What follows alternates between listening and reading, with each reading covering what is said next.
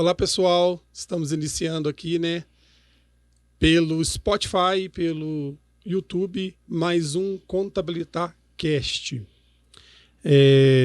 Esse é mais um da série de podcasts que a gente está fazendo com os nossos clientes, né?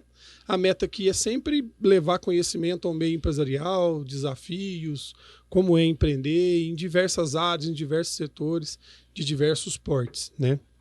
Hoje eu tenho o orgulho de trazer aqui um amigo meu que eu acompanhei a trajetória dele desde do começo da vida empresarial dele. Eu sempre soube que ele ia ser um cara empreendedor, ele sempre já me chamou até para ser sócio de empresa de açaí, para vocês terem ideia. Ele queria montar há muito tempo um açaí self-service. Então a gente ia montar de qualquer jeito e ele empolga com a ideia e vai lá na frente e pensa. Então eu me atrevo a dizer que eu acho que ele é o cara mais empreendedor que eu conheço. Toda a ideia, né, que vem na cabeça dele, ele já pensa no negócio, vê se vai fazer, se não vai. E graças a Deus, nessa trajetória, eu acredito que seja o momento que eu melhor estou vendo ele na vida empresarial. Ele está com vários negócios, todos eles dando muito certo, né? E não consigo chamar ele do nome dele. O nome dele é Felipe, viu, gente? Mas eu vou chamar ele de Tonhão o tempo todo aqui. Ou então Gordinho. Ele também não vai conseguir me chamar pelo nome. Vai ser um bate-papo bem descontraído. Olha aqui, ó. Estamos aqui com uma breja já, discutindo e conversando. E vai ser bem legal. Acho que a experiência dele é uma experiência bacana de compartilhar, né? Ele...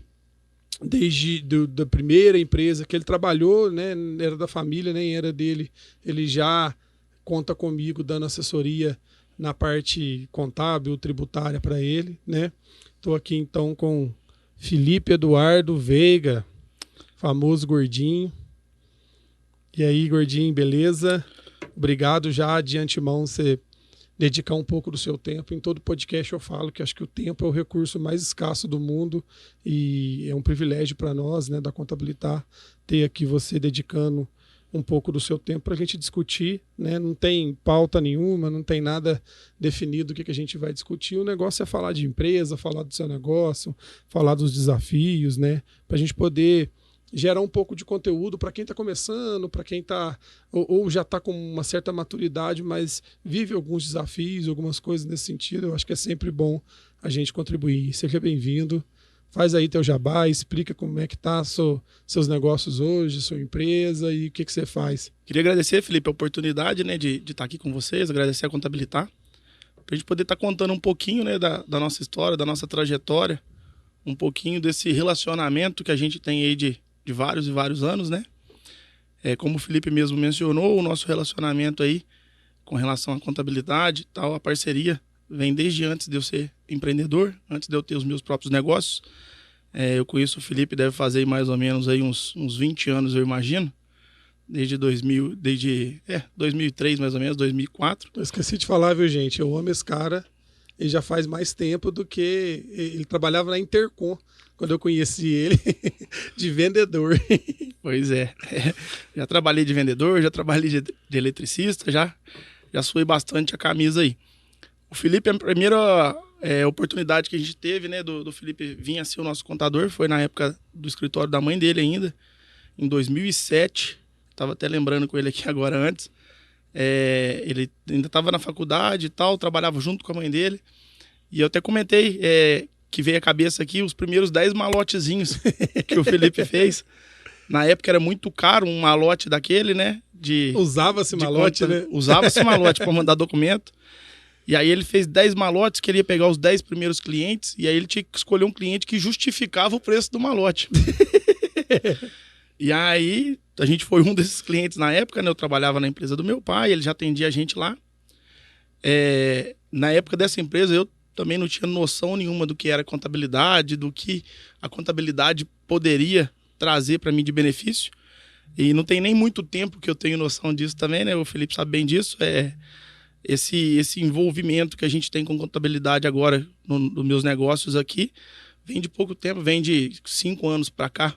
Eu acho que faz parte de uma maturação, né, como gestor, como empresário, né? A gente começa matando um leão por dia. Então a preocupação é mais operacional, é mais vender, é mais mercado, é mais comprar. E é comum, cara, todas as empresas. A hora que ele vai preocupar com a questão contábil, tributária, dar uma atenção maior para isso, é na hora que os outros setores já permitiu com que ele tenha tempo para dar atenção a isso, ou então é um negócio muito vital para o negócio dele, e aí ele preocupa um pouco mais. Mas é normal, todo empresário. Eu até arrisco falar que eu acho que tem muito envolvimento em relação à escola de antigamente.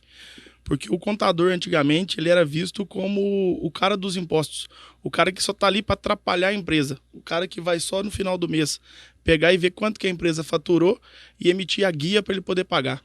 Então, os empresários de antigamente, o pessoal mais antigo, que foi as nossas escolas, a minha escola no caso, enxergava a contabilidade como um vilão, não como um parceiro.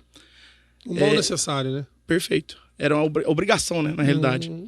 Mas a minha vida empreendedora começou em 2013, né? Quando eu casei, eu trabalhava numa transportadora, nessa que o Felipe atendia a gente e tal. E a minha esposa é de Boa Esperança, trabalhava num laticínio em Boa Esperança, era gestora de qualidade. E quando a gente casou, ela precisava mudar para Varginha e eu precisava arrumar uma ocupação para ela. O Felipe também comentou que eu sempre fui muito empreendedor aí, desde, de novo, de ideia, né? Já tentamos montar um açaí, depois eu até montei o açaí, quebrei. Mas faz parte, eu vou contar mais pra frente. Mas em 2013, pelo OLX, eu achei um supermercado de bairro, um mercadinho. Na época eu até comentei com você também, né? O que você achava e tal. E o Felipe já atendia um supermercado na época, pequenininho também, LM, não sei se você vai lembrar. E aí você falou assim, não, é um ramo bacana, mas a margem é apertada, mas é legal e tal. E eu falei assim, eu empolgado, não tinha dinheiro nenhum. E queria comprar um mercado para minha esposa trabalhar. Achei que o mercado também não ia dar trabalho nenhum, preocupação nenhuma. Comprei um mercadinho de bairro em 2013 por R$150 mil, sem ter nenhum real no bolso. Eu lembro que você deu teu carro. Dei o carro, eu peguei o carro do meu irmão emprestado. Dividiu não sei quantas parcelas. Eu dei meu carro, uma parcela... Era um Gol, né? Um Gol geração, do ano mais ou menos, valia uns 30 e poucos mil. Dei mais 10 mil na próxima semana, que é o que eu tinha na conta, e dividi mais 12 cheques de 10 mil. Eu lembro que foi um negócio assim. E começamos a trabalhar ali. Nos 2 primeiros meses, a minha esposa trabalhava lá e tal, eu saía do meu serviço e ia para lá ajudar. Só que o mercado não é só fatiar, como eu achava. E aí eu acabei tendo que sair da transportadora para poder ficar no mercado. E já querendo empreender num negócio que seria meu e tal. Foi quando eu tomei a coragem de abandonar a transportadora realmente e de ir ter o nosso negócio, que era o mercado. Porém, não fui muito feliz, né, nessa ida para o mercado, porque profissionalmente eu não estava satisfeito. O que acontecia? O mercado a gente precisava estar dentro ali, né, estar atendendo o cliente direto. E eu sempre fui uma pessoa muito dinâmica, queria estar na rua, viajava muito, visitava muitas filiais e tal. Então não estava satisfeito com isso. E aí com essa compra do mercado e eu não queria ficar preso de jeito nenhum, eu comecei a querer arrumar outros negócios antes de estruturar esse primeiro negócio, por causa dessa instabilidade aí, essa questão de não querer ficar parado lá. E eu lembro que até no mercado mesmo, você sempre buscou alternativas para, vamos chamar de intraempreender, né? Não, sim. Você tinha caixa aqui. O mercado até surgiu por causa do caixa aqui, porque o Edinho, né, da minha esposa, tinha uma mercearia em Boa Esperança e tinha um volume muito grande do caixa aqui, recebimento de conta e tal. Talvez por ser uma cidade com banco, menos banco, às vezes. Talvez, e eu, antes de comprar o mercado, eu fui lá na Caixa Econômica pedir a liberação para ser o caixa aqui. Aí a mulher perguntou lá na Caixa, onde que é teu mercado? O meu mercado é lá no Bela Vista. Nem tinha comprado o mercado ainda, já tinha habilitado para poder ser caixa aqui. E aí, ficamos durante um tempo no caixa aqui. Você citou a parte da licitação. Licitação eu mexo até hoje. Meu foco nas minhas empresas é a licitação, né? E com essa da licitação foi uma caída grande que a gente teve aí também, de uma quebrada. Em 2019, 2018 aí. Que a gente quebrou, não tem história para contar. Não, já quebrei várias vezes. A gente, na realidade, participava de licitação de merenda escolar só em Varginha, né? Fornecia merenda para as escolas estaduais. E aí eu tinha um concorrente muito forte. Na realidade, tinha 2 concorrentes, né? Que era o pessoal do Della Casa, né? Que participava, e o pessoal do supermercado JA. E aí, num edital desse, numa licitação dessa e tal, o dono do JA lá pegou e falou assim, ô, você não quer comprar meu mercado, não? Aí eu peguei e falei assim, uai, ele atende um tanto de escola de licitação e eu tô querendo crescer, eu não tinha dinheiro também não, só tinha coragem. Não tinha nem pagado o outro ainda. Aí eu falei assim, uai, me interessa aí, vamos lá ver esse negócio. O mercado que era o dobro do tamanho do meu. Fui lá, conversei com ele e tal, falei, tá fechado o negócio. Aí fui pra casa, pensei, né? Tava de cabeça quente. Dois mercados. Dois mercados e sem dinheiro. Tinha nem capital de giro pra comprar mercadoria direito. Aí voltei pra casa, pensei, falei assim, eu não vou mexer com esse negócio, é nada, eu vou comprar esse mercado não. Voltei lá pra falar pra ele que eu não ia comprar o mercado dele mais. Ele falou assim, não, rapaz, compra o mercado, o negócio é bom, vou parcelar pra você. Eu falei, você vai parcelar, então eu vou comprar. Aí comprei mais um mercado. Com menos de um ano de mercado, não conhecia nada do segmento alimentício, nada. E coloquei 2 mercados por causa da licitação. E com os 2 mercados eu continuei atendendo só as escolas de Varginha e tal, só que um aperto danado no Simples e não conseguia entender como é que o pessoal do supermercado conseguia ter preço e eu não tinha preço. Acho que você vai lembrar disso também, a choradeira que eu arrumava. E o pior é que eu não poderia nem contar com a contabilidade nessa época, né? Não podia nem contar porque sonegava, fazia tudo de qualquer jeito no Simples. E aí, hoje eu entendo que a contabilidade não consegue ajudar ninguém que está no Simples desse jeito, fazendo pelos cocos. Mas na época eu achava que eu estava fazendo certo e que não tinha era jeito mesmo. Até que numa dessas licitações maiores eu peguei um volume muito grande de cesta básica de uma consultora na época, foi em 2018, eu acho isso. E eu não tinha como atender, porque eu estava com alguns boletos atrasados, estava meio endividado, né? Bastante endividado. Só que eu peguei um volume de venda muito grande. Na época era coisa de 3, 4 vezes o meu faturamento. E como eu já tinha fechado o negócio e não tinha como comprar a mercadoria, eu tive que começar a recorrer a outras pessoas. E na época eu procurei um mercado grande aqui da cidade e tal, através de uns vendedores. Um vendedor me apresentou um mercado grande e tal. Fui lá, conversei, o dono do mercado, muito conservador, não quis mexer com isso e tal, para poder fazer essa parte de licitação. Aí eu voltei para trás e conheci um outro supermercadista da época muito grande. Hoje ele até já vendeu o mercado dele, que foi ele, na realidade, que abriu minha cabeça para os negócios, bem dizer. Sou muito grato a ele, a isso, né? Isso em 2018. Ele chegou, me chama de menino até hoje. Falou, menino, você tá fazendo errado, menino. Você é bom de venda, mas você tem que estruturar a tua parte de contabilidade aí, menino. O teu negócio tem que ser lucro real. Porque se a tua margem é baixa, você vai pagar os impostos sobre o seu lucro só. Só sobre a margem, é. E na época eu queria ter margem de 10% e pagando 10% de alíquota. Então não ganhava nada. E aí eu voltei com aquilo ali e marquei uma reunião com o Felipe.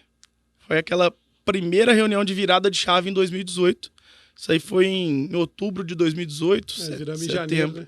Nós viramos em janeiro de 2019. E aí, bem dizer, a partir de janeiro de 2019, eu posso falar que, modestamente, minha vida deu uma decolada muito grande. Porque a gente tem uma veia, um pulso muito forte de comercial. Mas eu não entendia, bem dizer, nada da parte contábil. Daí por diante que a gente começou a estudar. Não, e tudo fica complexo, né? Quando você vira pro real, formação Sim. de preço, custo, de quem que você compra, quem que você não compra. Toda essa lógica muda. Sim, e você teve que nós tivemos que abandonar muito fornecedor, trocar muito fornecedor, estudar muito sobre isso. Só que eu aproveitei, teoricamente, desse estudo para poder crescer nesse segmento. Então, a partir de 2019, eu já não atendia mais só a Varginha. Eu comecei a atender Varginha, Três Pontas, Eloy Mendes, no raio de 300 quilômetros aqui. Tá? E aí, com isso, né, veio a pandemia. Estava estruturando para começar a atender essas cidades.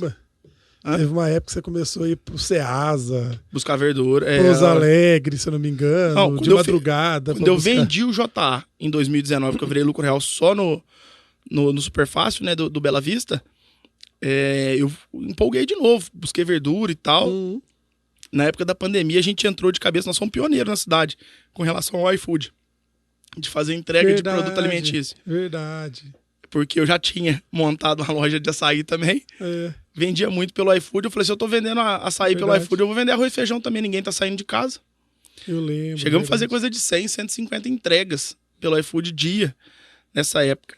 E na parte da licitação, como tinha parado tudo, e a gente estava estruturando e tal, o governo liberou para as escolas, ao invés de fornecer a merenda escolar para os alunos, ele fornecia uma cesta básica. Entendi. E aí, ao invés de eu ter que entregar merenda igual eu entrego até hoje, né? Uma vez por semana nas escolas, eu entregava uma cesta básica uma vez por mês. Teoricamente, o meu custo logístico era muito menor. E aí, com isso, eu comecei a atender um raio de 300 quilômetros no Superfácil. Entendi. Hoje, o Superfácil, que é uma empresa hoje 100% voltada para licitações, né? Hoje a gente já trabalha com a parte não só de alimentícios, mas com a parte de mobiliário, equipamentos eletrônicos, montagem de laboratório. O Superfácil hoje ele trabalha 100% voltado para licitações públicas, municipais, estaduais e federais. E eu atendo hoje um raio de 300 quilômetros. Então eu vou até Extrema indo para São Paulo, eu não vou até Belo Horizonte porque tem muito concorrente, mas eu vou até Betim, eu vou até Passos lá em cima, eu vou até no final do circuito das águas ali, Juiz de Fora. Então a gente tem uma área muito grande devido a essa questão da cesta básica que viabilizou na época. E é um mercado bacana porque se você desbravou é porque tinha mercado, né? Não tinha ninguém atendendo isso e aí a tua... Tem muito mercado nesse segmento de licitação. O pessoal tem muito medo de vender para o governo. E realmente tem várias prefeituras que a gente sabe que tem problemas financeiros, enfim. Mas aí, com esse medo de uns, é oportunidade de outros, né? Show. E a gente com esse volume grande, crescendo, no final de semana, conversando em casa com meu irmão, um amigo do meu irmão, tinha acabado de voltar do Canadá em 2019. Ele foi fazer um intercâmbio e tal. E a gente conversando, a moça que ele morou no Canadá tinha um supermercadozinho, um mercadinho de produto brasileiro lá. E aí, chegando no meio da conversa, ele falou assim, ela tá querendo trazer produto do Brasil e tal. Ela já tem um mercado de produto brasileiro, mas ela compra tudo dos Estados Unidos. Eu falei, mas como assim compra dos Estados Unidos? Não, ela vai me contratar aqui agora para mim poder ser comprador dela aqui no Brasil, comprar direto. Eu já tô até arrumando os fornecedores. Aí, o fornecedor dele era os distribuidores daqui de perto, ninguém tinha preço nenhum. E como eu tinha um volume muito grande, eu falei, não, Felipe, você tá pagando caro. Coincidentemente, outro Felipe. Entendi. Você tá pagando caro demais e tal. E a gente juntou essa veia minha de compra comercial com a veia do Comex dele. Entendi. Perfeito. E em 2019, final de 2019, início de 2020, nós criamos a CM, que hoje é uma das minhas empresas, né? A CM, ela é um atacado especializado em atender supermercadistas em outros países. Estão organizando, gente, ó. Ele já falou do supermercado, o Superfácil, né? Depois a linha do Superfácil, que é a linha de atender licitação. E agora ele entrou na terceira empresa dele, que é a CM Atacado. Até o final são 8. Essa terceira empresa é a CM, né? É um bebezinho ainda, né? Mas um bebezinho com um porte muito grande. Você tá muito devagar na cerveja, gordinho. Você já foi melhor, hein? Não, mas eu tenho que conversar. Alguém tem que falar, o outro tem que beber. A CM, ela tem 3, 4 anos de mercado aí, mas com uma estrutura bem robusta, né? Nós somos especializados em atender supermercadistas em outros países com produtos brasileiros. Eu achei legal um dia, eu vi você falou, especializei no mercado da saudade. Isso. Eu achei maravilhoso essa frase. Esse mercado, a gente nomeia ele como mercado da saudade. O que é o mercado da saudade? São esses mercadinhos de bairro que tem em outros países especializados em atender brasileiros que vão morar fora. Então, por exemplo, você muda para os Estados Unidos e você tem saudade e desejo de consumo daquele produto que você consumia na tua infância aqui, que é um biscoito passatempo, um biscoito negresco, um chocolate ouro branco, um dadinho, um sonho de valsa. Produtos que são genuinamente brasileiros, né? Perfeito. Não, e até hoje, por exemplo, vou te dar um exemplo de Portugal. Tem uma fábrica de Guaraná Antártica em Portugal, só que o sabor é diferente. A gente manda muito Guaraná Antártica daqui. Entendi. E aí, com isso, nesse início de 2020, nós começamos devagarzinho atendendo esse primeiro cliente no Canadá.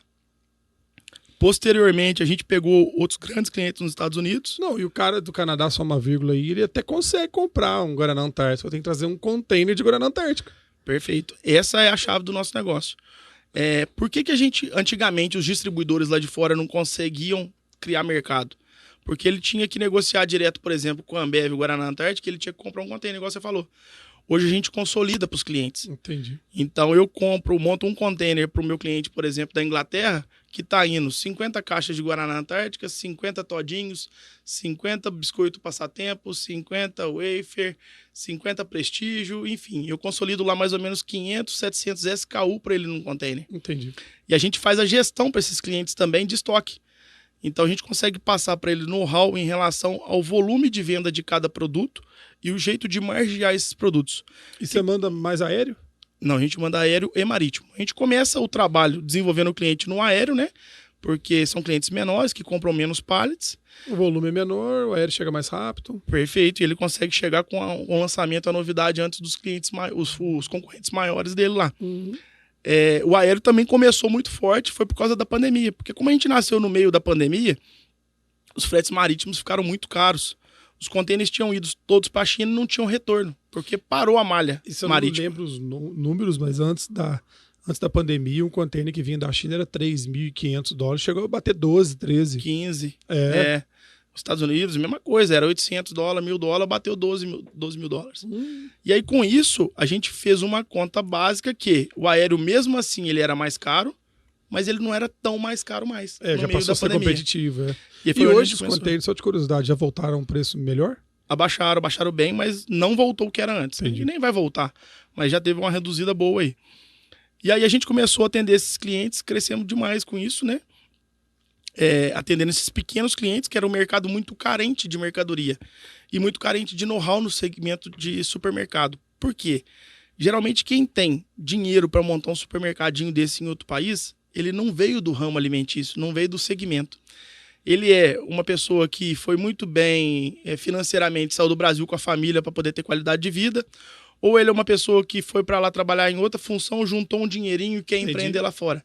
Ele não tem aquela veia comercial do supermercado, que aqui dentro do Brasil é muito forte, né? Aquela concorrência, aquele trade market feroz que tem aqui dentro. Então a gente consegue passar muito isso para os nossos clientes lá fora. Eu acho que um dos nossos grandes diferenciais em relação aos nossos concorrentes é passar para os nossos clientes lá de fora essa parte de cross-merchandising, essa parte de precificação lá fora, né? Essa consultoria mesmo, né? Sim, desenvolvida para esse tipo de trabalho. Não, e o bom é que você está lidando basicamente com o brasileiro lá fora. Não, então até a dificuldade da língua, transmitir o recado, você já consegue 99% dos nossos clientes hoje são brasileiros, né? Alguns não são, mas os compradores são brasileiros, né? Que com a gente mais lida são esses compradores. Você tem um mercado maior que tem uma seção de produtos brasileiros? Você fala de região? Na tua carteira de clientes. Ou todo mundo são mercados exclusivos e produtos brasileiros? Nós atendemos uma rede de supermercados americana, né, nos Estados Unidos, que eles têm uma seção de supermercados brasileiros. É como se aqui no Brasil tivesse a seção de produtos japoneses. Essa rede tem 37 lojas, se eu não me engano. Então, hoje, o nosso share de mercado, né, o share de consumo de produto alimentício brasileiro, 70% está nos Estados Unidos e os outros 30% dividido aí nos outros países aí. Hoje a gente pode falar que a gente está em todos os continentes, né? A gente já temos clientes espalhados aí no mundo inteiro com relação a isso, né? E depois da CM veio algumas empresas que estão em prol do nosso propósito final. O que é o propósito da CM? O que acontece muito com o empreendedor, né? Ele vai comprar alguma coisa no mercado, o mercado está muito ruim, ele monta alguma coisa para atender ele e atender o mercado que está ruim. Eu imagino que é isso que tem acontecido contigo. Na realidade, a gente não pensou nem no mercado tá ruim, a gente pensou mais no momento. O que acontece? Hoje o cliente ele não quer, lidar com vários fornecedores. Ele quer aquela cadeia mais enxuta, ele quer que uma pessoa resolva todos os problemas e as dores dele. Então foi em cima disso que a gente começou a desenvolver as outras empresas. O nosso grupo de empresas hoje, né, voltado a oferecer todo o trabalho da cadeia para esse nosso cliente. Então hoje, por exemplo, a gente tem a WMF Logística, né, que ela cuida de toda a parte de agenciamento de carga, né, tanto marítimo quanto aéreo, né. A gente é um agente de carga que trabalha para a CM e para outros clientes também, né. Temos vários outros clientes grandes aí também, com a parte do agenciamento de carga e com a parte do despacho aduaneiro. Então eu já ofereço para o meu cliente hoje a compra direto da indústria para ele, a consolidação de carga, para poder mandar um pouquinho de cada produto para ele, consolidar o mix, o despacho aduaneiro para ele aqui no Brasil, o agenciamento de carga, que é a parte marítima e aérea, o despacho para ele no país dele, destino, através de prepostos nossos lá fora, tá? E aí agora, depois da WMF, né, a gente estava tendo uma dor muito grande, que era conseguir fornecer para a indústria uma recorrência de compra.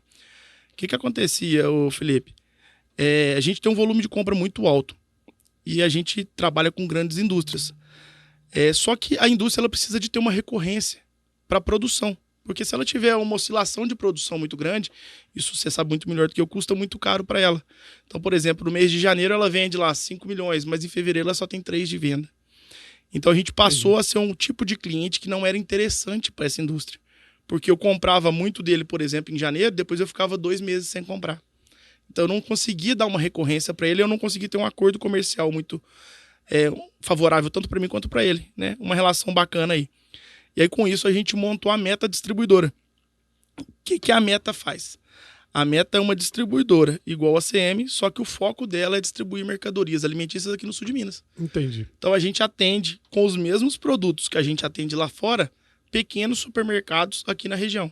Com isso, eu consigo ter uma recorrência de compra e dar essa estabilidade para o meu parceiro e para a indústria. Então, hoje eu posso chegar para uma indústria grande. Você conseguiu uma condição melhor também. Hein? Perfeito. Eu chego para a PepsiCo hoje, eu consigo fazer com ele um planejamento de compra para 6 meses ou 12 meses, que eu não conseguia fazer antes. Então, disso nasceu em 2022, né? Mais uma empresa que é a Meta Distribuidora aí. E aí alguém deve estar se perguntando por que não fazer na mesma empresa, um monte de empresa. Eu sei da história, né? Vou dar um spoiler adiantado, mas para cada situação dessa você precisa de um parceiro específico do setor, né? Para o cara da área aduaneira você precisa de um parceiro específico da área aduaneira, para o cara de distribuição você precisa de um parceiro específico e às vezes até um sócio mesmo, na maioria das vezes no teu caso é um sócio, para você descentralizar esses negócios. Perfeito. Infelizmente no Brasil eu não posso ter matriz um quadro societário e filial outro quadro societário, então eu preciso de outras empresas para ter essa participação separada. Perfeito, foi isso mesmo que a gente pensou na época, né, e estruturamos até isso junto, né, em conversa e em debate. Eu acho que o pilar principal das empresas são pessoas. E hoje em dia você conseguir os profissionais que vão vestir realmente a camisa da empresa, criar aquela cultura, ele tem que estar trabalhando em prol do negócio dele. Então, desde o início foi o que a gente fez. Então, por exemplo, eu comecei com o Superfácil sozinho, que sou só eu e minha esposa. A CM, o Felipe já entrou, já é meu sócio na CM. Quando a gente foi montar a WMF, que é essa parte de logística aduaneira aí, e despacho aduaneiro, a gente trouxe um cara do mercado, que era colaborador de uma outra grande empresa, e deu a oportunidade para ele crescer e empreender junto com a gente. Então, na WMF eu tenho o Felipe, que é o meu sócio na CM, e mais o Eduardo, que entrou com a gente. Na Meta, a gente trouxe dois meninos bacana demais de mercado, conhecia muito do mercado do sul de Minas, e eu trouxe eles para ser sócio da empresa também. Então, por isso que a gente separou todos esses CNPJs, para mim realmente poder reter talentos, né? E trabalhar. E a minha intenção justamente é sempre essa. Eu prefiro ter uma fatia pequena de um bolo grande do que uma fatia grande de um bolo pequeno. Perfeito.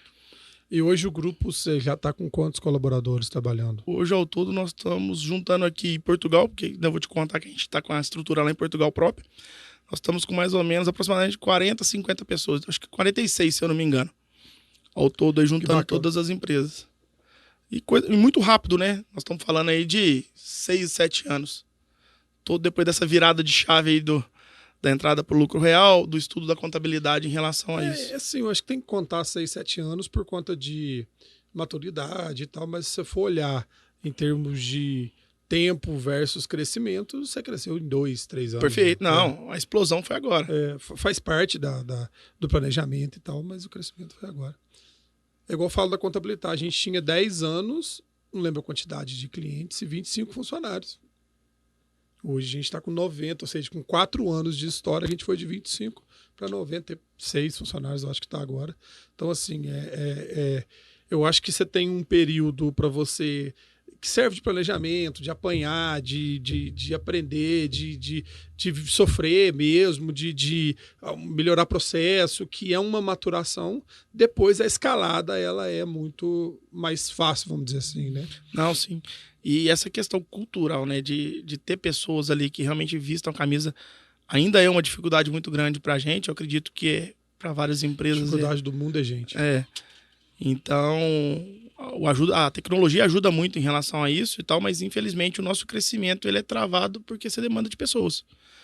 Então, hoje a gente tem crescido aí, eu posso te falar que a gente cresce em torno de 15% a 20% ao mês. Olha. Tá? É um crescimento pensando em fora da curva, em faturamento. Mas eu não posso crescer mais do que isso por capital financeiro, né? E por pessoas. Você depende, acho que talvez mais de capital até de pessoas, né? Em relação à proporção do crescimento, né? Hoje um transit time de um navio aí, a gente está falando de em torno de 25 a 35 dias. Olha, capital de giro. Isso. Então eu tenho que bancar a mercadoria que está na água para depois vender. Bem, entendi. E depois eu quero ouvir mais um pouquinho em relação a Portugal, mas em relação a esse processo comercial, né? O caboclo tá sei quantos mil quilômetros de distância de você. Como é que você acha esse cara? Internet, cara. É? Internet hoje é um mundo, né? Internet e pesquisa, cara. Mas você faz um trabalho de prospecção. Deixa eu explicar melhor. Por exemplo, o cara nem imagina que tem brasileiro na cidade dele. E você fala, porque você pensou em montar aí uma ponta de produtos brasileiros? Aí na sua região tem X pessoas brasileiras, não sei o quê. Ou o cara tá lá sem empreender, ou você não quer montar um negócio. Você faz um trabalho nesse sentido, você já vai em quem vende? Não, eu ainda não faço esse trabalho, porque é um trabalho mais amoroso, né? A gente ainda tem ideia no nosso planejamento aí para 2025 ainda, tá? De começar a captar pessoas que nem estão no segmento ainda e estruturar eles para eles poderem montar lojinha. Isso nós vamos fazer através da nossa série de Portugal. Entendi. Que a gente está montando uma loja piloto junto com a distribuidora em Portugal para franquear essas lojas lá fora. Falo que esse cara é foda. Então, aproveitar um pouquinho desse know-how das franquias que eu mexi aqui na época e tal no Brasil, mas a nossa intenção é montar um ponto, por exemplo, vou dar exemplo de Portugal, tá? Tem um bairro lá que chama Arroios. Eu vou lá, a gente seleciona um ponto através de um estudo geográfico, né? Cara, e Portugal população. É um mercado gigantesco, desculpa te cortar, já cortando, porque o português consome muito conteúdo brasileiro. Novela, televisão, YouTube. É comum, acho que música, eu acho que os portugueses, eles talvez consomem na mesma quantidade da gente conteúdo brasileiro. Carro, vídeo e etc. Então, quando eles verem algum conteúdo, alguma propaganda brasileira, desperta essa vontade dele de consumir também o produto brasileiro. Essa é uma outra barreira que a gente ainda tem, Felipe. O que acontece? Hoje, quando a gente fala mercado da saudade, eu tô vendendo para brasileiro que tá lá fora. Certo? A partir do momento que a gente montar essas franquias, esse piloto que a gente tá fazendo lá em Portugal, eu quero sim começar a vender por português. Qual que é a minha grande dificuldade hoje?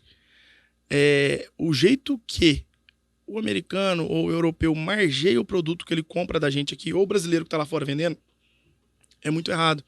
Diferente do Brasil. Aqui no Brasil, hoje, um supermercadista que consegue fechar no final do mês aí com 5% de lucro líquido no final, ele está fechando muito bem. Lá fora, um supermercado, o cara quer fechar com 45%, 50%. Putz. Então, você imagina que, vou te dar um exemplo, tá? Um Toddy de 370 gramas que a gente sai daqui custando R$5 é vendido na Europa a 6 euros. Putz. Tá? Essa margem fica com a gente. A galera lá ganha em euro também, mas... É porque a cadeia é muito grande. O que acontece? A gente compra hoje da indústria, né? Por exemplo, margem baixa, né? Compra 4,50, sei lá. Vendo a R$5. O cara que recebeu lá, o distribuidor, que é o meu cliente hoje, quer colocar 100% na mercadoria, quer vender esse produto lá a R$10. Aí já passa a ser 2 euros, por exemplo.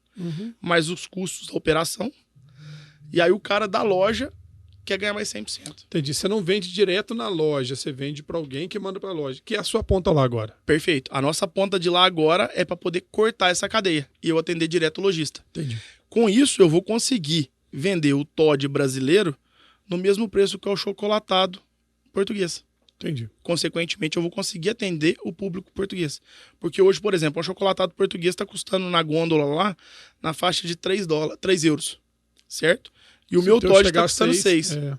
Se eu tirar todo mundo da cadeia lá fora do jeito que a gente está montando e estruturando para fazer, eu vou conseguir chegar com o Toddy a 3 euros na ponta para o cliente final. Entendi.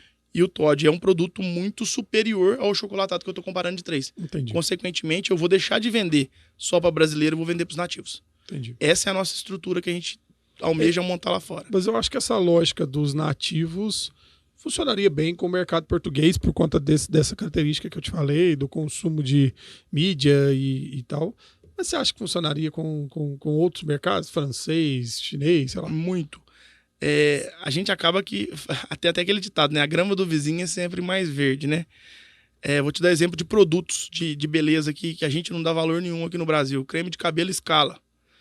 A gente não dá valor nenhum para creme de cabelo Scala e a gente manda containers e containers de creme de cabelo Scala para onde vende o Alce.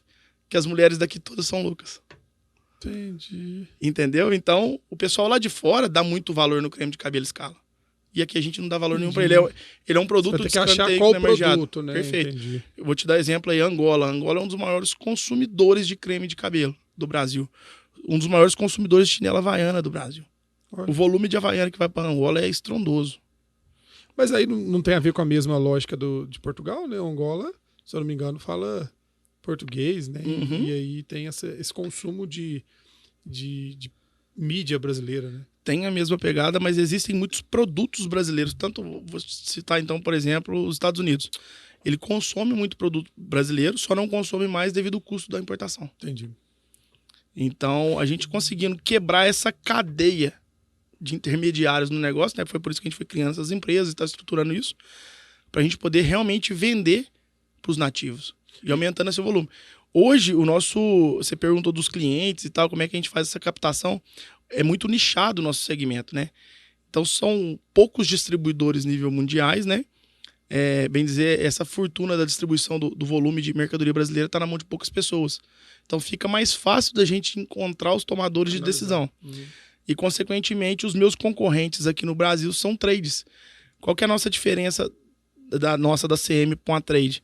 A trade ela vai comprar de um distribuidor qualquer. O cara manda o pedido para ela aqui, ela procura qualquer um no mercado. Ele não tem essa expertise do segmento. Na compra aqui. Perfeito. Então a gente foca direto nas indústrias e monta a cadeia por completo.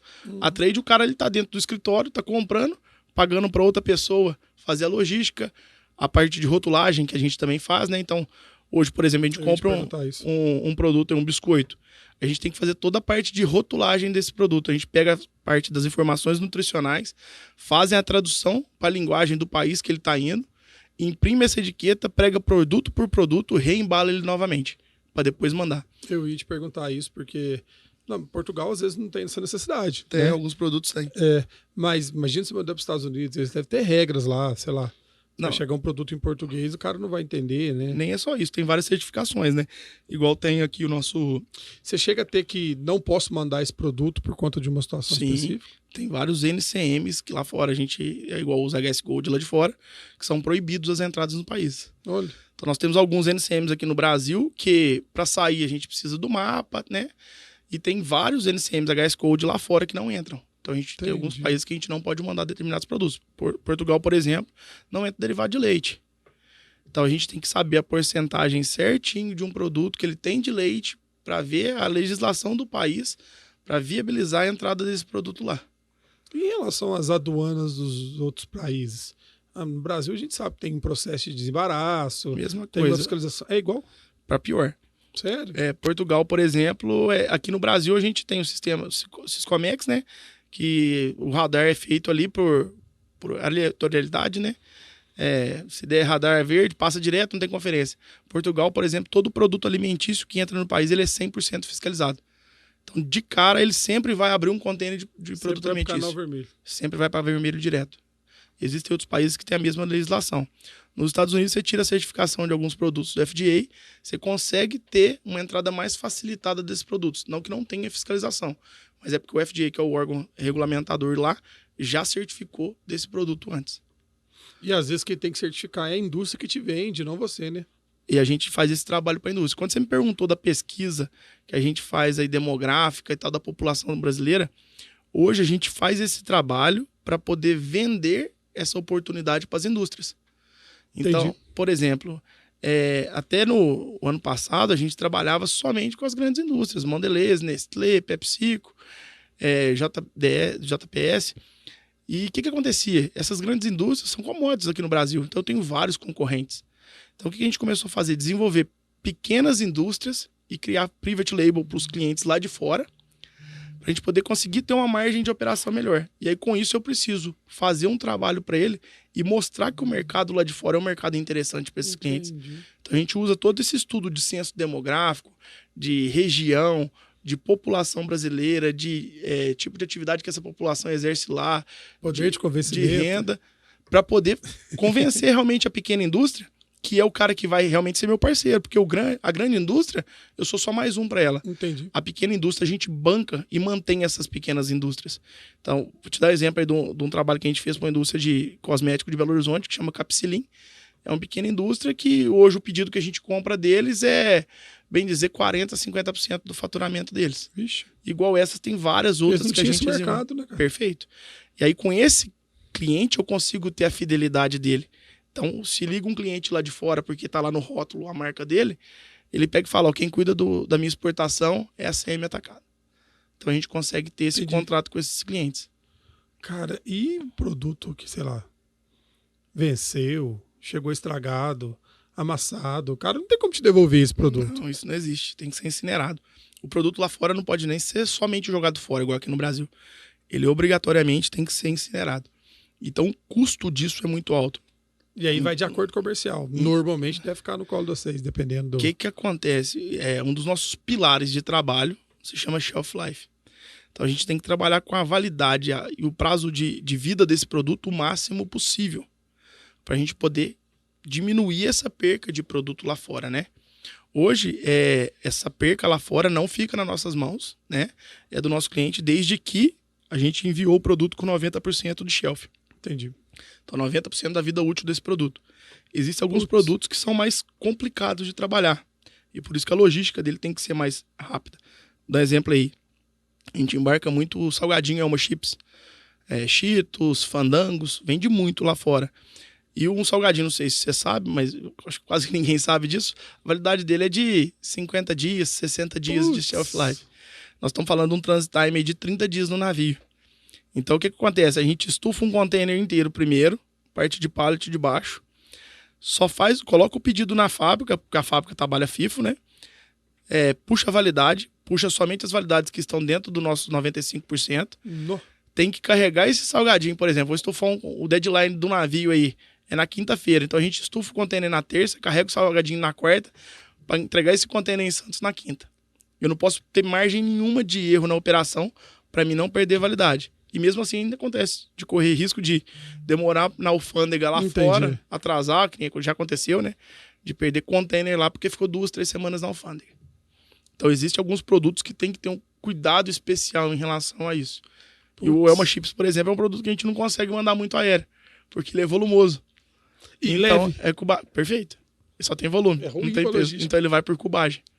Então a gente não consegue mandar muita quantidade em aéreo. Perfeito. Porque se pudesse aéreo, um dia tava lá, né? Você não tem esse problema. A gente manda muito aéreo para poder fazer contrabalanceamento de peso, né? Então, por exemplo, a gente define lá um pallet cubado dá 350 quilos, por exemplo. Eu coloco lá 350 quilos de mercadoria e não atingir a altura da porta do avião, que é 1,60 m, eu completo de Elma Chips. Entendi. Para poder só fazer contrabalanceamento de peso e mandar mercadoria. Logística pura, né, cara? É muita logística. O nosso trabalho, bem dizer, não é nem vender mercadoria, é cuidar realmente da logística do cliente. Fazer todo esse estudo analítico para ele, tanto de quantidade que vai de cada produto, ou do que a gente vai montar em cada carga, essa parte de repaletização, reembalagem com as etiquetas, com a tradução do país. E assim, você falou que tem casos aí que você olha tanto agente de cargas, tanto... Então, tem casos que você entrega a mercadoria na porta do cara. A responsabilidade é toda sua. A grande maioria a gente entrega na porta do cliente, que é o Porque DAP, o cara não né? quer saber de burocracia, né? A gente entrega na porta do cliente já feita a nacionalização do produto, né? Então, nós temos os despachantes prepostos parceiros em cada país que fazem esse trabalho para a gente de nacionalização do produto e as transportadoras parceiras lá fora que vai entregar na porta do cliente. E transporte interno lá, 100% terrestre? Carro? Caminhão? Caminhão terrestre. Ou tem algum que é aéreo lá? A gente tem alguma coisa nos Estados Unidos que vai de trem. Chega marítimo, passa pro trem, do trem vai para outra estação ferroviária, vai pro caminhão e faz a entrega. Entendi. Então é uma logística um pouco mais complicada. Canadá, por exemplo, é feito desse jeito. Nossa, que tem essa logística aí com colocar tudo isso no custo para entregar o preço final pro cara no calculado com os impostos de lá. Com os impostos de lá, perfeito. Que é calculado em cima do HS Code de lá. E existe algumas tributações, por exemplo, Portugal, para poder preservar o volume, né, e a venda de vinho do país, né? Por essa preservação, eles têm algumas taxas de entrada do produto. Então, de acordo com a graduação alcoólica daquele produto. Putz. Então, por exemplo, aquele corotinho de cachaça que a gente vende aqui no supermercado a R$ 2,50, R$ 3, lá custa 8 euros. O cara tá ganhando dinheiro lá fora, tá ganhando dinheiro, mas a maioria é imposto. Que o governo taxou em cima de 40% de grau alcoólico. Acabou com pagar 8 euros na corotinha. Tem que gostar da cachaça. Tá doido. Brasil é o paraíso pra daquela ele. Saborizada. Tá doido.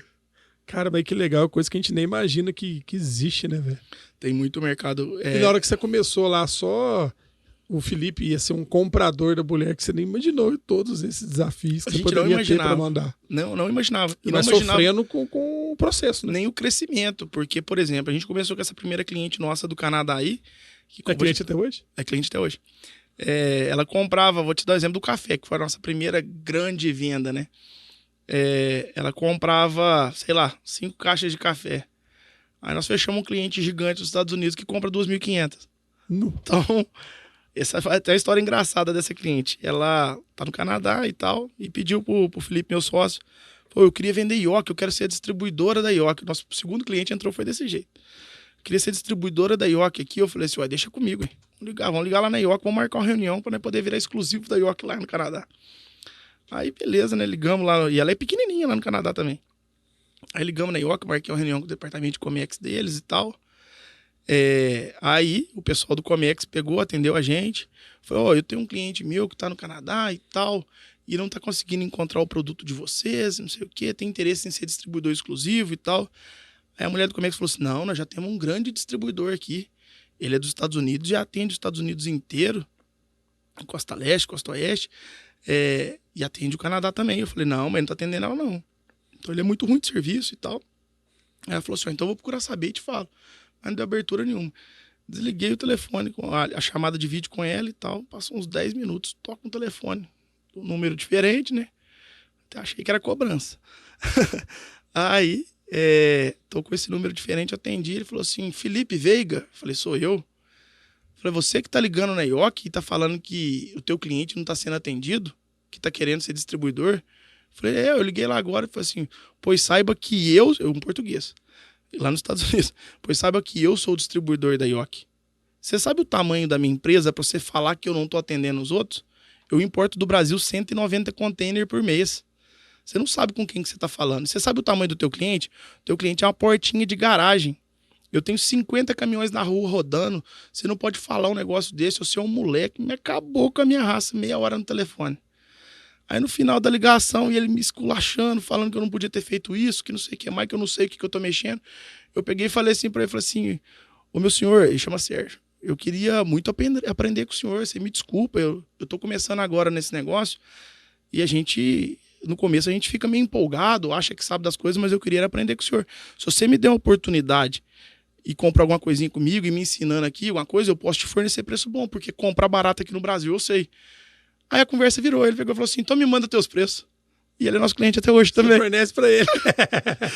E aí ele compra muito direto das indústrias, né? E aí o que aconteceu na época? Ele foi e me pediu uma cotação gigantesca. E aí nós montamos o preço para ele, eu falei assim, e agora? Eu não sei nem calcular frete marítimo, eu não sei calcular despacho, não sei calcular nada disso. Como é que eu vou pôr o preço pro cara? Fui, coloquei uma margem alta no produto lá, mandei o preço para ele. Ele falou assim, e esse preço é colocado aqui? É colocado no Porto Santos? Como é que é o preço? Eu falei, é colocado aqui.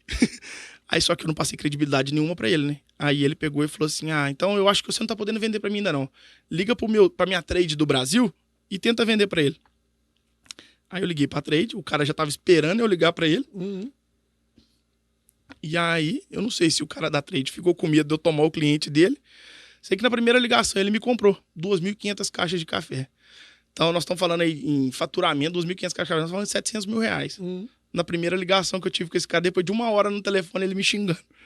E depois do café veio vários outros produtos. Esse foi o nosso segundo cliente, que foi um grande cliente, é nosso cliente até hoje. Através dele já veio vários outros. De hoje você manda direto ou ainda usa a trade dele aqui? Eu mando pela trade dele aqui no Brasil ainda. Uhum. O que acontece nesse mercado, o Felipe? O pessoal tem muita fidelidade com os fornecedores, né? São negociações de 15 anos, 20 anos, né? Esse cara, por exemplo, o Sérgio lá da IBI, lá nos Estados Unidos, ele tá com o Fábio, que é o fornecedor, a trade dele aqui no Brasil, que a gente opera junto com ele, faz 15 anos, entendeu?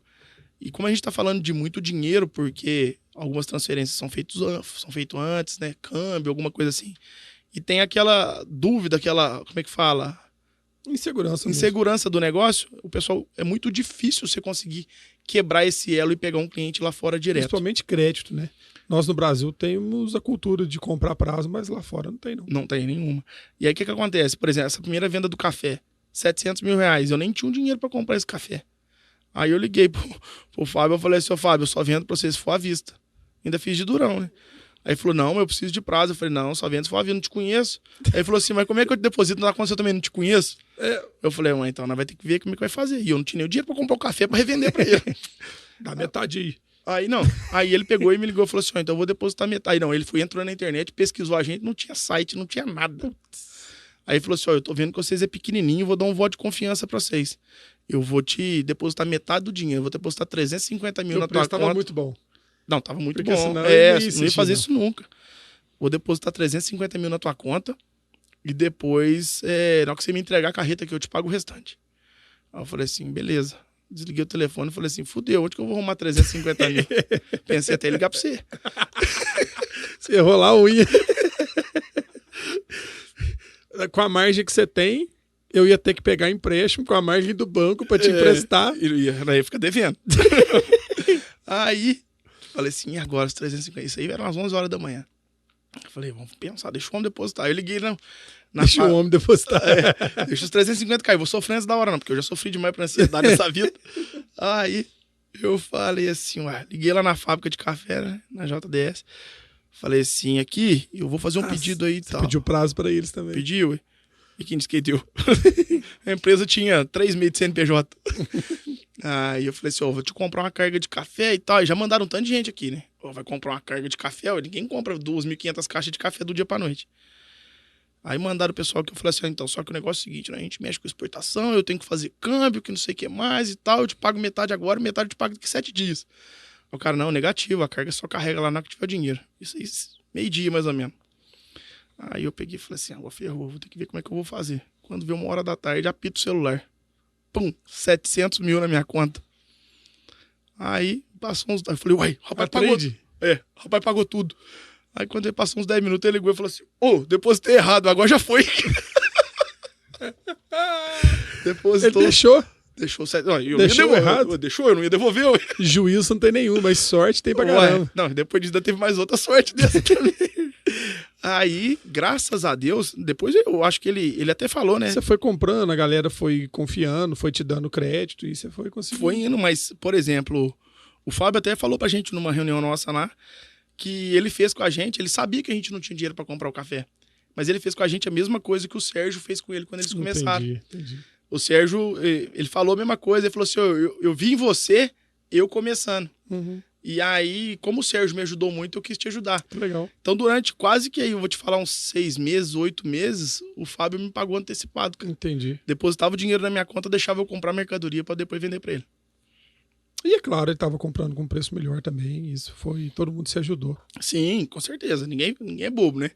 E como é que é essa situação? Você vende em euro, em dólar, e o câmbio você tem que Quando os nossos clientes são receber? De fora direto, a gente faz via câmbio, né? Cai na nossa conta o câmbio pra gente fazer o câmbio. Quando são através das Porque às vezes o preço que você mandou proposta na hora de você mandar já mudou. Vai ter o Petax, né? Você consegue trabalhar com essa variável. Uhum. E isso no caso dos clientes fora. Só que a grande maioria dos nossos clientes estão dentro do Brasil.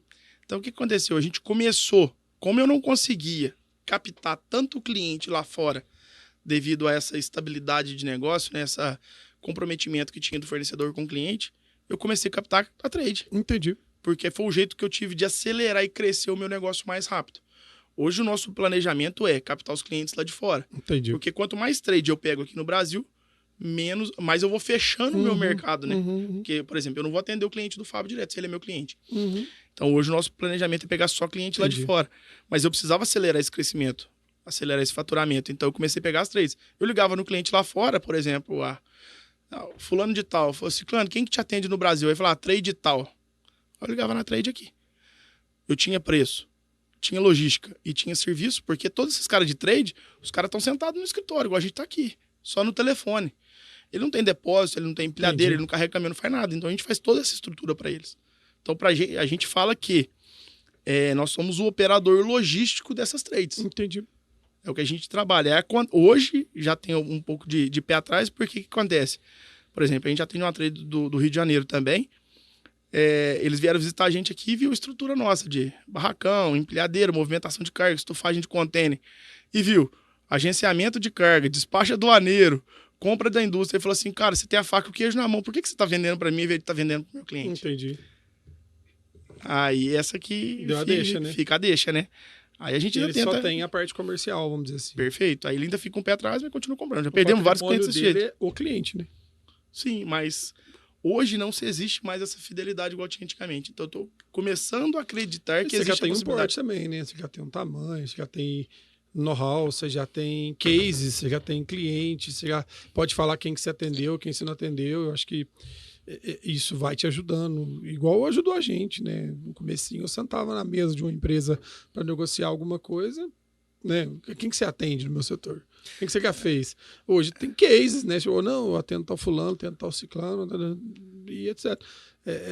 Eu acredito, a gente fechou um contrato recente com uma empresa de café da região. Eu acredito muito que é porque eu já atendo o maior do setor da região dele. Quem que você atende? Falei X, acabou. Aí o cara já sente confiança que você vai atender de uma forma interessante. É a mesma lógica. Você tem volume de faturamento, volume de exportação, volume de compras. Você tem toda essa assessoria, já aprendeu demais com isso, logística. Quando você traz essa segurança para o cliente, ele fica mais seguro. Se tivesse ligado hoje para aquele cara lá nos Estados Unidos, ele pularia atrás dele às vezes. Com certeza seria totalmente diferente. A ponto de esse cliente nosso, há um pouco tempo atrás, ligar para a gente e falar assim, a IB começou a comprar do você direto? Pode falar a verdade para mim, cara, porque diminuiu a compra. Entendeu? E não tinha comprado do você direto? Não tinha. Só que a gente já tinha desenhado na nossa cabeça que se a IB me procurar direto, eu vou falar pra ele, porque ele é meu parceiro. Entendi. Falou, Fábio, quer comprar direto de mim, deu problema aí e tal, mas vamos fazer junto. Uhum. Na verdade, eu prefiro ter ele como parceiro. Perfeito. O cara te deu essa credibilidade no começo. Com certeza. Cara, que bacana. E essa questão de Portugal, como é que foi a experiência de abrir uma empresa lá, conversar com um contador lá? Você arrumou um sócio lá? Como é que foi isso? Cara, na realidade, o nosso sócio lá em Portugal, nós arrumamos ele aqui no Brasil. O que aconteceu? A gente ficava nessa de querer atender o cliente lá fora direto e tal, mas o pequenininho não conseguia fazer importação porque ele não tinha volume e tal. E Portugal tem muito supermercado pequenininho, né? Que o cara compra lá um pallet por semana, 2 pallets, e não consegue fazer nenhum aéreo. E aí a gente tinha muito mercado para isso e tal, e falava-se de Portugal uma coisa futura. Eu falava que eu ia querer abrir uma filial lá em 2025, 2030, e esse era o nosso planejamento, 2025, 2026. A ansiedade não deixa, né? Não, mas o cavalo passou, tem que montar. Aí, um belo dia, sentado lá na sala de reunião lá, o pessoal do banco da Ecoval foi oferecer câmbio pra gente. Marcaram a reunião e tal, e a gente tava com alguns câmbios e tal, eles disse que tava com um spread bacana e tal. E um dos caras do banco era o Fábio, que é o meu sócio lá em Portugal. E a gente conversando na mesa, ele falou assim, eu tenho uma irmã que mora em Portugal, cara, não sei o que mais. O que você acha? Eu falei assim, o mercado é bacana demais e tal. E ele viu o nosso crescimento aqui, e quando veio o assunto morreu. Só falei que o mercado era bacana e tal. Passados-se uns 2 ou 3 meses, o Fábio me liga e falou assim, Felipe, pedi conta do banco, a esposa dele tinha 20 anos de Itaú. Minha esposa pediu conta também, nós estamos de saco cheio do Brasil. Eu tô mudando para Portugal semana que vem, vamos montar um negócio lá? Então, eu falei, o cavalo tá passando, não vou perder esse cavalo não, ué. O rapaz tá indo para Portugal, já tá de mala e cuia, levou filho, tem 2 filhos pequenos. E tem, se eu não me engano, a menina tem 9 e outra de 6, trem assim. E aí eu falei assim, vambora. Eu falei, eu monto no avião enquanto que eu saí agora. Você lembra dessa história, né? Tava jogando tênis. Tava jogando tênis. Falei assim, eu monto no avião enquanto que eu saí, nós vamos conseguir um contador. Ele falou assim, então vambora. Aí nós marcamos, passou 2 semanas, eu tava lá em Portugal junto com ele. Ele já tinha levado a família toda, que eu nunca tinha ido na Europa. Encontrei com ele lá em Portugal, nós arrumamos um cara lá, que também é nosso sócio, o Alex, que também é brasileiro, só que já tá lá há 25 anos. O Alex mudou pra lá e tal, desenvolveu a vida dele inteira lá e montou uma empresa que chama Box Express. Ele traz malas e bagagens de quem tá mudando de Portugal pro Brasil. Eu falei assim, Alex, mas tem muita gente vindo embora, eu achei que só tinha gente indo. Ele falou, que é isso, velho? Vai ter gente que vem cá, acha que vai ficar rico e volta pra trás. E aí ele tem uma empresa disso. E a gente sentou, colocou os pingos nos is, definiu como é que seria o negócio, desenhamos o negócio e montamos a empresa. Coisa de 2 meses. Do início da primeira conversa até a abertura da empresa lá. E brasileiro pode ser sócio de empresa lá? Tem que ter cidadania? Não? Nós tivemos que tirar o NIF, né? Que é como se fosse o nosso CPF daqui. Nós tiramos o nosso NIF lá, né? Agora, nos primeiros anos, a gente basicamente é meio que dependente, né, de um cidadão, né, que no caso é o Alex, porque o Fábio também ainda não é, faz pouco tempo que ele está lá. Então, durante, se eu não me engano, acho que é 3 ou 5 anos, a gente está, teoricamente, sobre a responsabilidade do Alex. Então, eu e o outro Felipe, que é meu sócio aqui na CM, nós fomos para lá, tiramos o NIF, nós estamos sob a responsabilidade do Alex durante um período, mas após 5 anos a gente tira a cidadania. Pode tirar o visto definitivo de empresário lá. E aí, tivemos uma reunião com o contador de lá. Bem dizer, a parte tributária de lá não muda muito daqui do Brasil.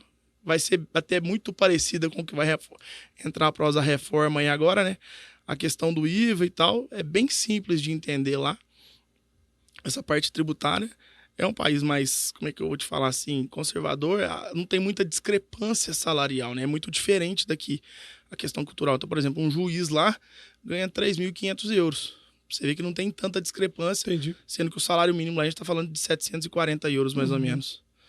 Então tem essa diferença cultural, mas não tem essa discrepância. Então tem um custo de alimentação muito barato, mas tem um custo de moradia muito caro. A ponto de, por exemplo, uma das maiores curiosidades que a gente teve lá é que lá, pelo custo de moradia ser muito alto, a gente vê famílias morando junto. É como se você e tua esposa morassem junto com eu, minha esposa e minhas filhas, por exemplo. Mas também tem a questão territorial, né? Eu estava até discutindo, eu fui para Campinas de avião com um cliente faz umas 2 semanas, aí eu fiz um comentário olhando no chão assim do avião, tanto de área verde que o Brasil tem ainda, tanto de área explorável, sem construção. Aí a pessoa que estava pilotando falou para ele, você tem que ver na Europa a diferença. Na Europa você não vê área verde, você vê só a construção, porque terreno já está escasso, então casa deve ser caro, terreno deve ser caro, moradia muito deve ser caro. Só que aí eu não troco. Metro quadrado lá deve ser. Não troco o nosso país, não. Pra passear é muito bom, mas... E para nós, teoricamente, vivendo financeiramente o negócio, é muito mais viável ter um negócio lá morando aqui do que ter um negócio lá morando lá. Entendi. Tô ganhando, teoricamente, 5 vezes mais do que se eu estivesse morando lá. Você traz em ouro para cá. Perfeito. E com essa empresa lá, a gente consegue atender os pequenos supermercadistas. Porque aí eu jogo no meu CD de lá, e lá eu desconsolido e entrego para ele, se ele quiser, uma caixinha de paçoquinha. Entendi. Esse é o primeiro piloto dessa operação de giro lá. Também, né? Você precisa bancar no fornecedor aqui para mandar para lá, ter esse delay de tempo. Perfeito. E aí, por isso que o nosso crescimento lá tem que ser gradativo. Entendi. E aí, teoricamente, nós somos lá em 3 sócios justamente por essa capitalidade também. Essa questão de capital. Entendi. Para essa primeira etapa do processo. E a segunda etapa do processo é a parte da franquia que eu te falei, que nós vamos montar, através de estudo demográfico, né, as lojas, equipar essas lojas. Montar um varejo mesmo. Vamos montar uma lojinha de varejo, cliente final. Monto a loja, equipo ela e vendo essa loja para um franqueado. Então, a nossa marca lá fora, a nossa empresa chama Fest Brasil. Então, a gente vai montar essas lojas piloto já num lugar estratégico, já se utilizando, né, de todo esse know-how aí, colocar a parte de informática, a parte de tecnologia nesse varejo, né, nessa pequena loja aí, e vender para o franqueado e oferecer o apoio para ele. Porque hoje, se você tiver, teoricamente, dinheiro lá e não tiver o conhecimento ou know-how da operação, é muito difícil você se manter, porque você não consegue importar direto. Mas através de uma rede de franquia, você consegue importar e manter tua competitividade. E franquia lá, os mesmos moldes daqui? Chegou a pesquisar? Não, são os mesmos moldes. Alguma mudança ou outra em relação aí à Constituição, né? Mas os mesmos moldes de negócio. Bacana, cara. E, assim, totalmente franqueável, né? Porque... Sim. Produto daqui, o cara precisa comprar de você daqui, ele não tem como montar sem esse fornecimento do produto, então eu acho que eu consigo fornecer preço para ele através. O cara não consegue montar lá e depois virar a loja para ser dele, ele não tem esse produto, né? É mais difícil. Não, ele vai montar uma lojinha, ele vai ser obrigado a comprar de um distribuidor lá que tá margeando aquela margem que eu te falei. Então, ou seja, é interessantíssimo nesse sentido.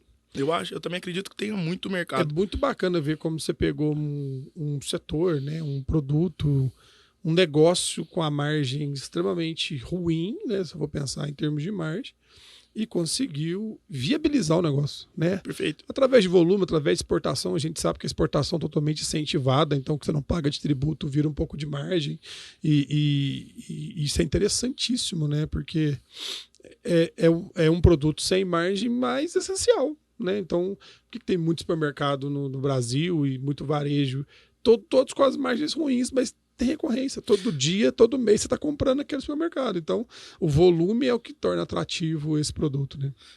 E o que a gente conseguiu fazer também é atender a cadeia inteira, né? Então, hoje, por exemplo, eu consigo ter margem em cima do frete rodoviário, porque nós temos uma transportadora no Brasil. Entendi. Eu tenho margem em cima da venda do produto, eu tenho margem em cima do frete marítimo, eu tenho margem em cima do despacho. Entendi. E eu tenho uma margem lá da ponta lá fora. Entendi. Então a gente consegue ir margeando um pouquinho. Você verticalizou de alguma forma, de certa forma, mas você E o meu cliente, ele consegue falar com uma pessoa só que cuida da operação dele inteira. Claro que por trás dessa pessoa tem vários outros, né? Cuidando dos setores, mas o atendimento dele é com uma pessoa. O braço de confiança desse cliente é uma pessoa. Entendi. E como é que você lida? Você já falou de vários negócios aí, falou mais do negócio principal. Mas como é que você lida com a miscigenação de públicos entre os negócios diferentes? Por exemplo, a tua estratégia comercial para a CM é uma, para a WMF é outra, né? Como é que você consegue trabalhar com isso tudo, né? E tentar, tem que fazer com que todos os negócios rentabilizem sozinhos, né? Sim, sim. Na realidade, eu acho que um grande até a gestão, né, fato disso. positivo para mim, tanto na gestão quanto nessa parte de planejamento, é eu ter aberto a sociedade para essas outras pessoas, teoricamente. Entendi. Eu ter essas outras pessoas junto comigo. Então, cada empresa dessa tem uma pessoa à frente da empresa. Então, eu fico bem dizer, por trás. Hoje, a WMF, por exemplo, ela anda sozinha, ela não depende da CM, ela tem vários outros clientes grandes. E o Eduardo toca a operação da WMF. Entendi. Claro, a gente decide muita coisa em conjunto e tal, mas ele é o Você CEO fica mais da WMF. estratégico, entendi. Perfeito. E eu acredito justamente que se eu não tivesse essas pessoas junto, assim, seria Não ia quase dar que conta, impossível. né? Porque por mais que o negócio tenha sinergia e tal, é ligado, mas cada estratégia de venda comercial é diferente de um negócio para o Até outro. operacional, né? Com certeza. E uma empresa ajuda a rentabilizar a outra. Perfeito. Hoje a nossa estrutura aqui em Varginha, por exemplo, todas as empresas estão locadas no mesmo lugar. Então, se você for lá no nosso escritório, tem as salas separadas de cada empresa, tudo separado, os funcionários, registro, enfim, mas estão todas dentro da mesma estrutura. Mas o funcionário administrativo, sei lá, uma faxineira. O único Você funcionário consegue que ser é mesmo. junto lá é a faxineira.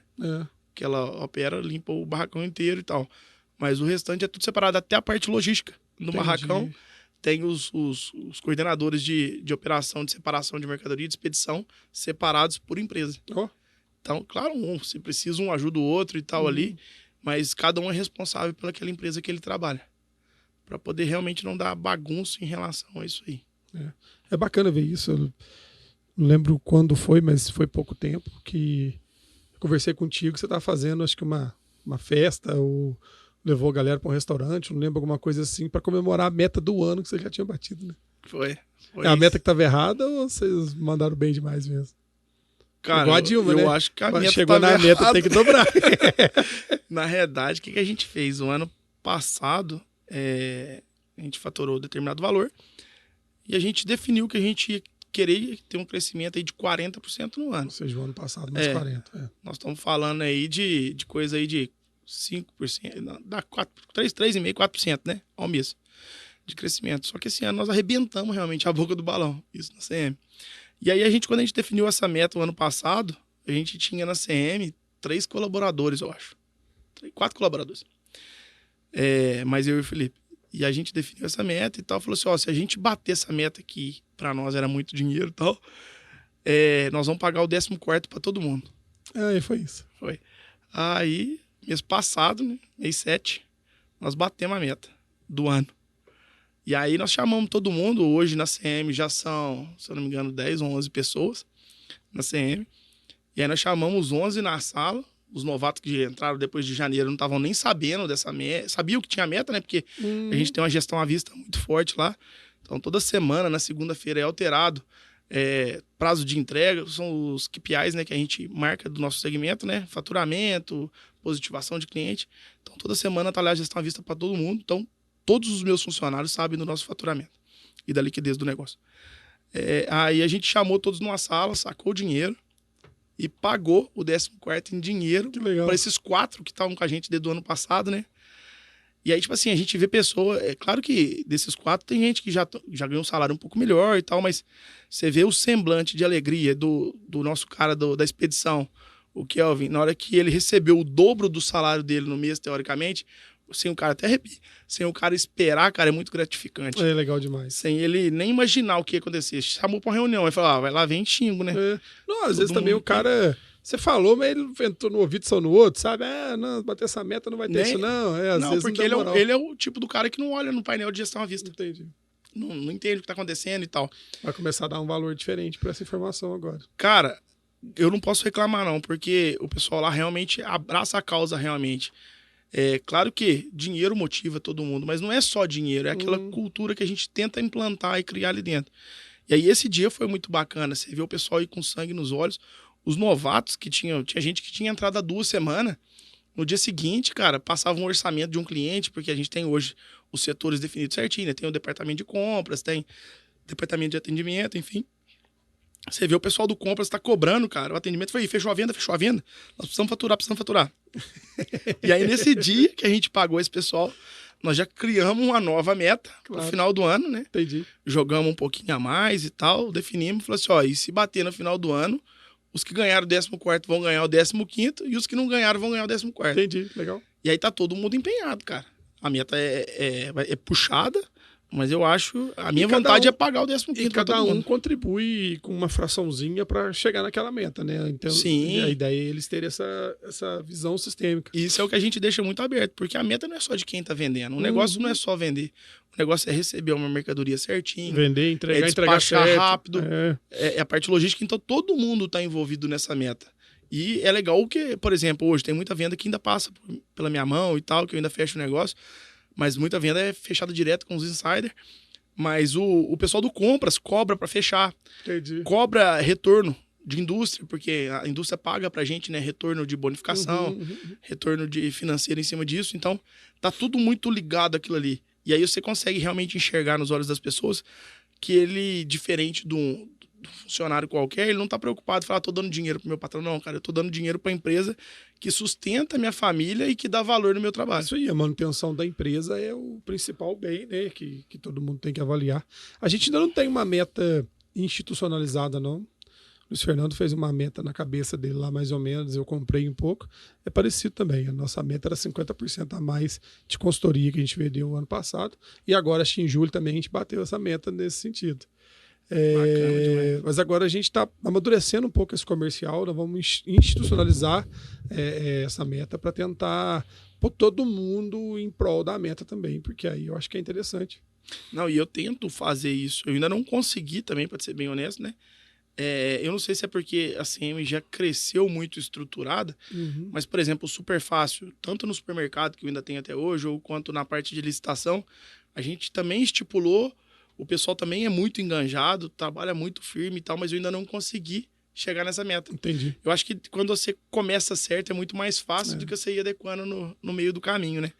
E aí depende do histórico também, né, cara? Porque como estipular a meta? Eu vou olhar o passado, um pouquinho maior que o passado. Mas você pega um passado de pandemia, você pega uma volatilidade, você pensa em, tá louco, é difícil demais você... Pra você ser justo até, né? Porque a meta ela tem que ser alcançável. Perfeito. Ela não pode ser fácil, tem que ser difícil, mas não pode ser impossível. Isso então você tem que ter uma meta alcançável, né? No entanto, como eu te falei que o nosso segmento na CM é muito nichado, eu sei que vai chegar determinada época que o meu faturamento, se eu continuar na mesma linha de raciocínio, esquecendo a operação de Portugal, por exemplo, que vai mudar um pouco, eu vou estagnar meu faturamento. E aí, quando eu estagnar meu faturamento, todo mundo da minha equipe sabe que a nossa meta deixa de ser em crescimento de faturamento e passa a ser crescimento de rentabilidade. Entendi. Porque não adianta eu faturar se eu não tiver rentabilidade. O que vale é o dinheiro no final do bolso, né? O que vai sobrar na última linha. Então, a gente trabalha assim, não para crescer só o faturamento. E aí, nisso, o pessoal do compras entra bastante para aumentar a nossa rentabilidade. Entendi. Eu falo que comissão, o ideal, nem sempre é possível, a maioria das vezes não é possível, mas eu gosto de trabalhar a comissão com margem de contribuição. Né? Tem que ser o percentual não do faturamento, o percentual da margem para você conseguir até comissionar a operação, né? Que a operação faz parte da montagem da margem de contribuição, mas às vezes não faz parte do faturamento. Isso, e a gente ainda tem uma dificuldade um pouco maior nessa aí, porque nessa nossa margem de contribuição e nesse nosso EBITDA, conta valores de impostos que eu ainda vou me creditar. Então, teoricamente, ali no meu balanço final, tá um valor, mas aquele valor não é o valor real da minha operação, porque eu ainda não me creditei. E quando eu me creditar, eu ainda vou ter o deságio. Então, e ali você tem o delay também do fisco, né? Perfeito. Porque é uma crítica ao sistema tributário brasileiro, mas fala-se que desonera a exportação e nem sempre isso acontece. No ICMS, por exemplo, é um caso. Dificilmente você tem um caso de recuperação de ICMS creditado numa operação de exportação. Os federais, cada dia a receita está mais sistematizado, eu acredito que é isso, e está cada dia mais possível, né, mais tranquilo esse ressarcimento. Mas o estadual, então, a gente sabe tocar lá o tempo que a gente está com pedido e demora demais. E vi notícias essa semana, já fazia parte do projeto de renovação do novo regulamento, mas vi notícia mais recente de que o sistema de ressarcimento de crédito ICMS de Minas Gerais, que hoje não tem um sistema, parece que ele está na boquinha do forno para sair. Ah, é? E aí vai ser feito o crédito direto ao invés de ter Acho que não, vai ser só o sistema de apuração que mais vai... rápido. Vai. Porque hoje você tem a apuração e depois a fila, o pagamento. Esse sistema de apuração, esse processo de apuração, ele vai ser um pouco mais rápido. A promessa é que siga o case de São Paulo. São Paulo Bacana. tem um sistema próprio desse tipo de ressarcimento. Mas é uma crítica que a reforma tributária promete, né, resolver, que é efetivamente desonerar a exportação. Quando você dá um crédito e não monetiza esse crédito, você não está desonerando a exportação. Uma grande, como é que fala, virada nossa também na CM foi em relação a isso, porque quando a gente começou, a gente comprava das indústrias, procurava as indústrias para poder comprar com fim específico. Então a gente já ligava na indústria e falava assim, eu vou exportar, me vende com fim específico. Quanto custa a mercadoria? Custa 10. Só que a indústria, ela não está abaixando, tirando o preço dos impostos. Ela só está aumentando a margem dela. Porque ela aqui dentro ela tem concorrente, então ela utiliza-se dessa exportação para aumentar o preço médio dela e chegar no ponto de equilíbrio. E aí a gente parou. A gente não compra hoje, bem dizer, quase que nada, ou vou dizer nada já, com fim específico para exportação. A gente compra tudo no mercado interno para a gente poder fazer esse fim específico. Tem um caso recente aqui. Tem vários clientes nossos que atendem uma grande exportadora de café aqui da cidade, e ela soltou um ofício para todos os clientes, acho que 3 ou 4 clientes nossos receberam, que a partir daquela data ela estava comprando com fim específico, que era para dar desconto e tal. E aí você já viu como vira acordo comercial, né, galera? Não vou dar desconto, eu sou presumido, eu sou real, e não sei o que lá. Tem essa complexidade tributária nossa também. Por fim, passou 15 dias, ela cancelou o ofício, não vamos mais querer comprar. Por quê? Porque ela percebeu na pele que na hora que ela vai comprar com fim específico, ela não consegue o mesmo desconto do que o crédito tributário. E aí é muito melhor você entrar no delay ali, ainda mais se for tributo federal, do crédito tributário, do que você ficar ralando com essa situação comercial. A gente percebeu isso mais rápido porque eu comprava pro supermercado. Isso. Comprava para atacar. Você já sabia o preço do supermercado. E era o mesmo preço. Eu falei assim, então eu tô comendo bola aqui, tô dando dinheiro pros outros de graça. Se você conseguir trabalhar com esse preço cheio, sem considerar o crédito tributo, e ainda rentabilizar, o crédito tributo vira uma margem sua. Perfeito. Se não, você pode até, às vezes, depender do crédito tributo para rentabilizar a operação. Algumas operações a gente faz isso, tá? Realmente, a gente faz o custo do produto já descontando esses impostos e tal, para poder trabalhar realmente o custo correto. Em algumas operações, se a gente for pegar o preço que eu vendi, tá muito mais barato do que o preço que eu comprei. Comprou, entendi. Porque eu já estou rentabilizando esses impostos por fora. E aí você tem que ter a garantia, né? Mas aí com o tempo vai virando conta corrente. Sim, né? Sim. A partir do momento que entrou a engrenagem ali, ele vai rodando junto. Rodando junto. Porque além do custo de aquisição da mercadoria, ainda tem o custo de logística do processo, né? Então, e o capital de giro que o governo demorou para te devolver o tributo vai entrar na conta da necessidade de capital de giro. Justamente. Cara, parabéns, né? Difícil ver, são poucas empresas que conseguem ter sucesso no Brasil, ainda mais trabalhando com exportação. Há uma barreira no brasileiro, a barreira de internacionalização, né? Tanto para importação quanto para exportação. E vocês começaram um negócio com base já quebrando essa barreira, né? Sim. Eu acho que aí está muito o sucesso de vocês, mais a insistência, mais o tempo de mercado, mais as quebradas, mais bater a cabeça, mais a maturidade. E eu acompanho vocês de longe e torço, não de longe que eu digo operacionalmente falando, mas de perto enquanto contabilitar.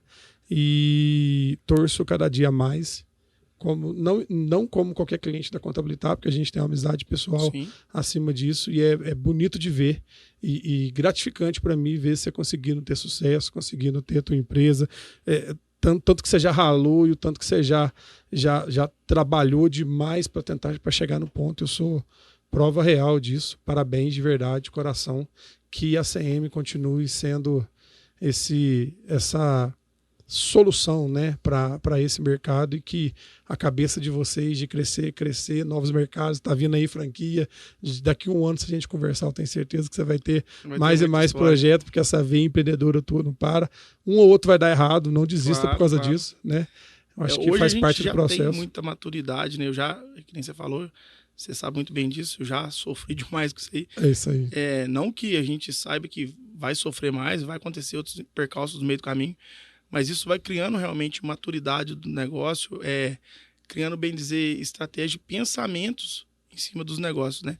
Agradeço demais o Felipe, pessoa física, que sempre me apoiou, sempre esteve junto comigo, e a Contabilitar, que para mim é parte essencial do meu negócio, né? Que a gente fala que hoje lá, se for dividir como se fosse um corpo humano aí, a gente está ali no cérebro, na estratégia, mas a Contabilitar para nós é como se fosse o nosso coração ali. Então, é através das ideias que a Contabilitar traz para a gente, dos planejamentos que a gente faz junto, daqueles brainstorm que eu te ligo e falo assim, o que você acha disso? E a gente vai junto, você me dá outra ideia, que realmente nasce os meus negócios, os nossos negócios. Não, e é muito fácil fazer isso contigo. Eu falo A, você já entendeu A, B, C, D. Você é inteligentíssimo. Eu falo isso, que todo empresário tem que saber, mais do que eu, às vezes, do tributo da empresa dele. Né? O meu papel é ter essa visão sistêmica, mas o tributo da sua empresa, se você deixar na minha mão, eu não vou ter a competência operacional e a inteligência do teu negócio para aplicar. Então tem que ser a quatro mãos mesmo. Fico feliz em ouvir coisas assim, porque a gente erra também, as mesmas dificuldades que você tem lá no teu dia a dia para essa ação, para entregar essas historinhas que você contou. Se eu for contar aqui da Contabilitar, eu tenho de caminhão, e é uma luta diária para a gente poder manter uma empresa fazendo diferença no mercado, com o mercado abraçando e podendo ouvir coisas desse tipo, né? Entender que a gente faz diferença pro teu negócio. Eu sempre falo essa máxima: todo cliente da Contabilitar ganha mais do que a Contabilitar com o trabalho da Contabilitar. Perfeito. E o meu papel é esse, né? Eu vou ganhar um pouquinho do que eu produzo, mas a minha produção em massa tem que ser para o meu cliente. E na realidade hoje você pode ter certeza que, pelo menos da gente, o que eu posso fazer para poder virar e contar a minha história para as pessoas de fora, que através da contabilidade que foi mudada e desenhada a minha história, pode ter certeza que é o que eu faço. E é por causa disso, às vezes, que eu ligo, indico para muita gente, realmente. Isso é bacana. É porque, realmente, a partir do momento que eu virei a chave, que eu passei a ter a contabilidade como um parceiro e não como um vilão, que mudou a história ajuda do demais negócio. A estratégia, né, cara? Não, é a definição da estratégia. Porque hoje, às vezes negócio X tá ali. que eu vou mexer, ou qualquer mudança do nosso planejamento, ele é baseado totalmente em cima da contabilidade. Fala assim, porque eu tenho um cliente lá na Contabilitar, outro cliente, que ele foi fazer pós-graduação de gestão de tributos. Eu fiquei hora assim ameaçado: esse cara vai fazer, vai perder o contrato com a Contabilitar, vai querer internalizar a contabilidade, etc. E não, cara, o cara foi fazer para ele entender o tributo, para ele aplicar no negócio dele, para ele ser a complementariedade operacional com as ideias nossas. Perfeito. Então não adianta eu ter uma ideia maravilhosa e passar para você. Primeiro, você não vai captar a ideia do jeito que tem que captar se você não conhecer a tua operação em termos tributários, né? E segundo, eu vou dar muito pão de faca às vezes, né? Então, todos os planejamentos tributários que a gente tem sucesso, a empresa envolve de uma forma diferenciada. quando isso acontece, quando tem essa combinação, é sucesso. É o que aconteceu no meu caso. É isso aí, porque não adianta, cara. Eu posso estar lá ligando para você todo dia, te explicando um A, te explicando B. Se você não pegar o que eu expliquei, não aplicar dentro do teu negócio, não tiver essa vontade de entender do que eu vou fazer, não vai, não adianta.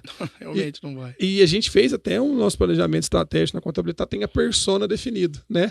Quem é o cliente ideal para contabilitar, onde a integração harmônica ali da prestação de serviço caixa. Aí é o teu perfil. Toda vez que a gente tem na contabilitar, ou no cliente contabilitar, um Felipe do lado de lá, é o cara que compra tudo que a gente vende, é o cara que entende tudo que a gente faz, e é o cara que consegue deslanchar no quesito tributário. E 30% do preço é tributo, cara. Então, se você não conseguir empenhar para trabalhar melhor essa margem, vai vir reforma aí, vai vir diversas coisas que a gente vai precisar adaptar, mas a gente está sempre à disposição para ir. De verdade, obrigado mesmo pelo... Eu te agradeço a oportunidade aí. Esse seu tempo, e é muito legal ver você contar a paixão que você conta da tua empresa, a vontade que você conta, e eu acho que o céu é o limite para vocês. Manda um abraço para a turma lá, eu acho que vocês vão longe. Daqui a um tempo nós vamos estar falando dos 10, dos 15, dos 20 anos do teu negócio, e sempre melhorando, batendo meta ano a ano. Vamos juntos.